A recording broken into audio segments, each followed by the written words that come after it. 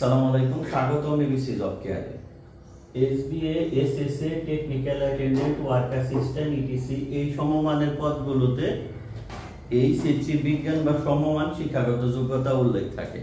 তো আসলেও মূলত এই সমমান বলতে বা কারা কারা এই শিক্ষাগত যোগ্যতার বিপরীতে আবেদন করতে পারবে এই পোস্টগুলোতে, সেটি নিয়ে আজকে আলোচনা করা। তো এইচএসসি বিজ্ঞান সমমান হিসাবে আলিম বিজ্ঞান মাদ্রাসা বোর্ডের ইংলিশ মিডিয়ামের লেভেল এবং এইচএসসি ভোকেশনাল থেকে যারা পাশ করেছে তারা মূলত আসলে এই পদগুলোতে শিক্ষাগত যোগ্যতার দাঁড়িপাল্লায় আবেদন করতে পারেন। তবে অনেক ক্ষেত্রে বিশেষ করে এই এসএসএ এবং এসবিএ এই দুইটি পদের ক্ষেত্রে ডিপ্লোমা ইঞ্জিনিয়াররাও কিন্তু আবেদন করে এবং অনেকেই এই পোস্টে জব করতেছে। ঠিক আছে, এটা কিন্তু বাস্তবিক। তো এটা অনেকেই যেই প্রতিষ্ঠানে উপসহকারী প্রকৌশলী একজন দ্বিতীয় শ্রেণীর কর্মকর্তা হিসাবে ডিপ্লোমা ইঞ্জিনিয়ারিং ডিগ্রি যারা কমপ্লিট করেছেন তারা চাকরি করতেছে।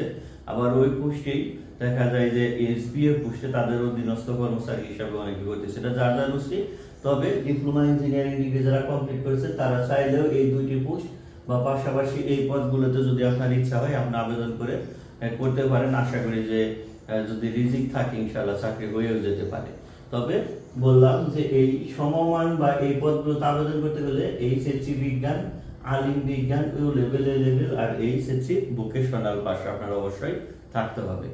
তো নতুন নতুন বিভিন্ন টপিকসের ভিডিও পেতে আমাদের চ্যানেলের সঙ্গে থাকার জন্য রিকোয়েস্ট করছি। আল্লাহ হাফেজ।